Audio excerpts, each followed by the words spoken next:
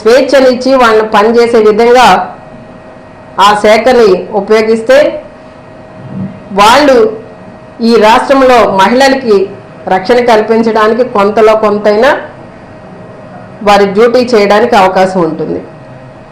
జగనన్న ప్రభుత్వంలో దిశ యాప్ను తీసుకురావడం జరిగింది. ఆ దిశ యాప్ వల్ల చాలామంది మహిళలు, విదేశాల నుండి వచ్చిన మహిళలు కూడా తమను తాము రక్షించుకోవడం జరిగింది. ఈ రోజున ఆ దిశ యాప్ యొక్క పేరు మార్చి శక్తి యాప్ అని పెట్టారు. అది ఎంతవరకు పనిచేస్తుందండి? దాని పనితీరు ఎంత ఉంది? ఈ రోజున ఆ పరిస్థితులు ఎక్కడా లేవు ఈ రాష్ట్రంలో.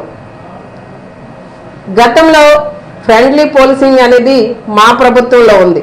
దానికి అవార్డు రావడం కూడా జరిగిందండి. అలానే టెక్నాలజీని ఉపయోగించి ఇన్వెస్టిగేషన్ చేసిన విధానానికి కూడా కేంద్ర ప్రభుత్వం మెచ్చి అవార్డ్స్ ఇవ్వడం జరిగింది. ఇలా ప్రతి దానికి కూడా 100కి పైగా ఓన్లీ పోలీస్ శాఖలోనే అవార్డ్స్ సాధించిన ఘనత జగనన్న ప్రభుత్వానిది. అయితే ఈ రోజున వీళ్ళు ఏం చేస్తున్నారు? ఎంతసేపు కూడా ఈ పోలీస్ వ్యవస్థని నిర్వీర్యం చేసేస్తూ వాళ్ళ కార్యకర్తల్లాగా వాళ్ళని ఉపయోగించుకుంటూ వాళ్ళ డ్యూటీని వాళ్ళు మర్చిపోయేలా చేస్తున్నారు. ఈ రోజున ఎక్కడ చూసినా, ఏ జనసేన ఎమ్మెల్యేని చూసినా, ఏ టీడీపీ ఎమ్మెల్యేని చూసినా, మంత్రులను చూసినా వైసీపీ నాయకుల మీద, కార్యకర్తల మీద దాడులు చేయిస్తూ న్యాయం కోసం వాళ్ళు పోలీస్ స్టేషన్కి వెళ్ళి కంప్లైంట్ చేస్తే కనీసం కేసు కూడా ఫైల్ చేయలేని, ఎఫ్ఐఆర్ కూడా ఫైల్ చేయలేని పరిస్థితిలో ఈ పోలీస్ శాఖ ఉండడం అనేది చాలా బాధాకరం. ఈ రోజున మేమంతా కూడా ఒకటే డిమాండ్ చేస్తున్నామండి. పోలీస్ శాఖలో మహిళలకి, ముఖ్యంగా ఈ అఘాయిత్యాలకి, దాడులకి గురైన మహిళలకి వెంటనే సర్వత్రమే న్యాయం జరగాలి.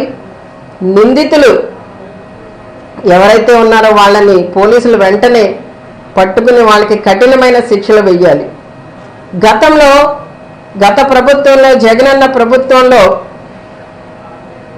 ఈ దిశ యాప్ ఉండడం వల్ల కానివ్వండి, 100 అనే నెంబర్కి డైల్ చేసినప్పుడు పోలీసులు స్పందించిన తీరుకి ఎవరికైనా ఇలాంటి దాడులు చేయాలన్నా, అఘాయిత్యాలు చేయాలన్నా భయం ఉండేది. ఈ రోజున ఆ భయం లేదు. ఎందుకనంటే ఇలాంటి అఘాయిత్యాలు చేసిన వాళ్ళకి ఎమ్మెల్యేలే, మంత్రులే వత్తాసు పలుకుతూ వాళ్ళకి స్టేషన్ బెయిల్ ఇప్పించడం, వాళ్ళే దగ్గరుండి కేసు ఫైల్ అవ్వకుండా చూడడం, ఇవి మనం చూస్తున్నాం. ఎగ్జాంపుల్, రైల్వే కోడూరు ఎమ్మెల్యే ఉన్నారు అరవ శ్రీధర్. ఆయన అన్యాయం చేశాడు, అఘాయిత్యం చేశాడని చెప్పి ఒక మహిళ ఒక వీడియోలు రిలీజ్ చేస్తే ఈ రోజున ఆ అమ్మాయి మీదనే జనసేన కార్యకర్తలు, నాయకులు దాడి చేసి ఆమెను ఇబ్బంది పెట్టే పరిస్థితి. అలానే ఏలూరు ఎంపీ, మరి ఆయన డ్రగ్స్ తీసుకుని పట్టుబడిన పరిస్థితి. అంటే ఎమ్మెల్యేలుగా ఉన్నవాళ్ళు, ఎంపీలుగా ఉన్నవాళ్ళు వాళ్ళ ఇష్టానుసారంగా, మరి మేము ఒక ప్రజాప్రతినిధులుగా బాధ్యతాయుతమైన పదవిలో ఉన్నామని కూడా లేకుండా మరి వారి ఇష్టం వచ్చినట్టు వాళ్ళు మరి దాడులు చేయడం, ఈ డ్రగ్స్ సేవించడం, రకరకాల మరి ప్రజలు హర్షించే విధంగా ఎక్కడా కూడా వాళ్ళు పనితీరు లేదు అని చెప్పడానికి మాటలు కూడా రావట్లేదండి. అంత భయంకరమైన, నీచమైన పరిస్థితుల్లో ఈ రోజున మరి కూటమి ప్రభుత్వంలో ఉన్న వాళ్ళు ఉండడం అనేది బాధాకరం. ఈ రోజున ప్రజలందరూ కూడా గమనిస్తున్నారు. మహిళలు ముఖ్యంగా ఇలాంటి దాడులు జరుగుతున్న సందర్భాలలో మరి గతంలో జగనన్న ప్రభుత్వంలో మహిళలందరూ కూడా మహారాణులుగా గౌరవింపబడ్డారు. ఈ రోజున ఆ పరిస్థితి కూటమి ప్రభుత్వంలో లేకుండా పోయిందని బాధను వ్యక్తం చేస్తున్నారు. మీకు కొన్ని ఎగ్జాంపుల్స్గా 1-2 చెప్పడానికైతే, అంటే 2-3 నెలల్లోనే నా దగ్గర ఒక 5-6 పేజీల లిస్టు డేటా ఉందండి. అంటే ఎంత భయంకరంగా ఈ రోజున మహిళల మీద, యువతుల మీద, బాలికల మీద అఘాయిత్యాలు జరుగుతున్నాయో మనం చూస్తున్నాం. శ్రీశైలం మండలాధ్యక్షుడు శ్రీనివాసరెడ్డి గారి రాక్షస ప్రవర్తన ఎలా ఉంది అంటే ఇది 26లోనేనండి. 1వ నెల 4వ తేదీన లైంగిక వేధింపులు, అంటే ఉద్యోగం ఇస్తామని ఒక పాపం వాళ్ళకి ఆశని కల్పించి వీడియో కాల్స్ చేస్తూ వాళ్ళ మీద,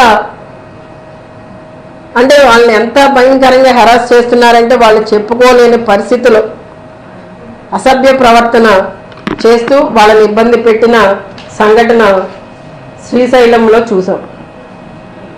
అలానే అదే శ్రీకాకుళంలో ఇంటర్ చదువుతున్న దళిత బాలికపై లైంగిక దాడి.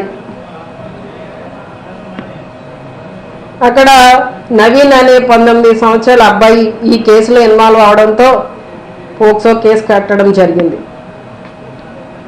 అలానే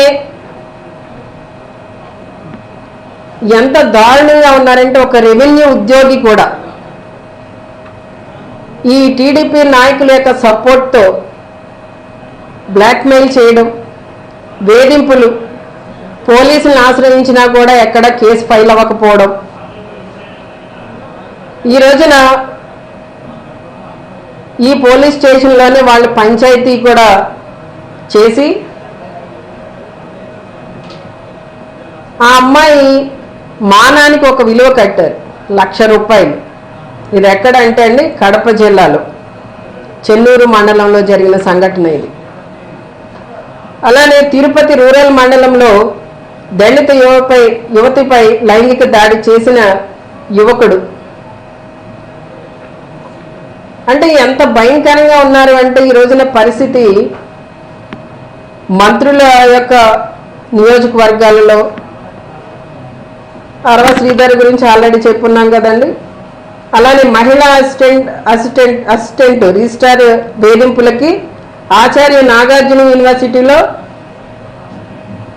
సెక్షన్ సూపరింటెండెంట్గా పనిచేస్తున్న అతను మహిళా అసిస్టెంట్ని వేధింపులకి గురి చేయడం.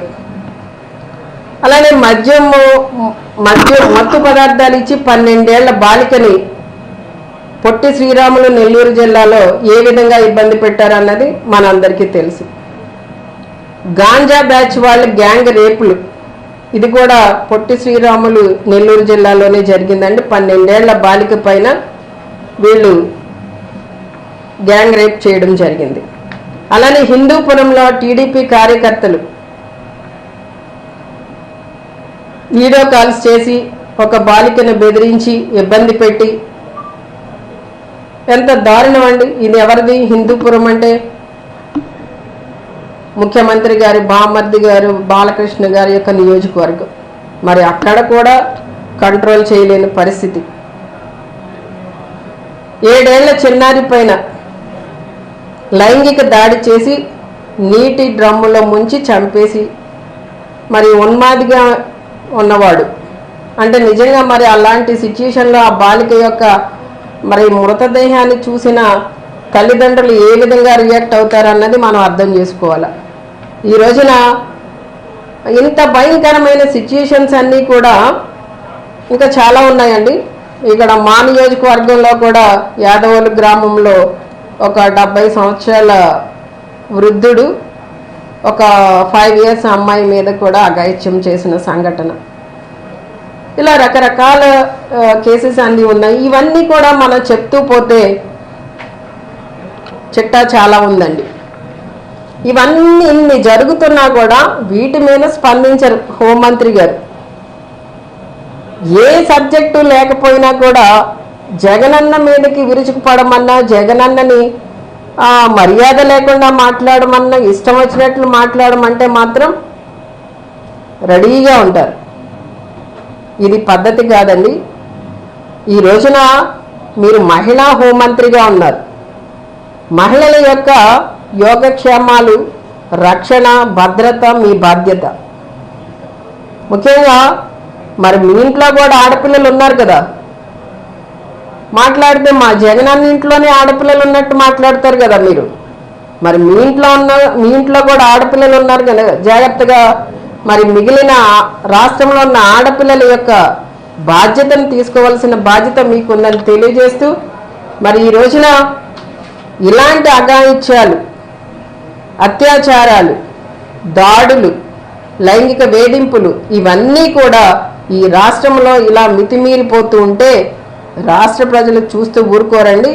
ఖచ్చితంగా మీకు ఏదో ఒక రోజున బుద్ధి చెప్తారు. దానికి మీరు తగిన మూల్యం చెల్లించుకోవాల్సిన రోజు దగ్గర పడుతుందని మీకు తెలియజేస్తూ సెలవు తీసుకుంటున్నాను.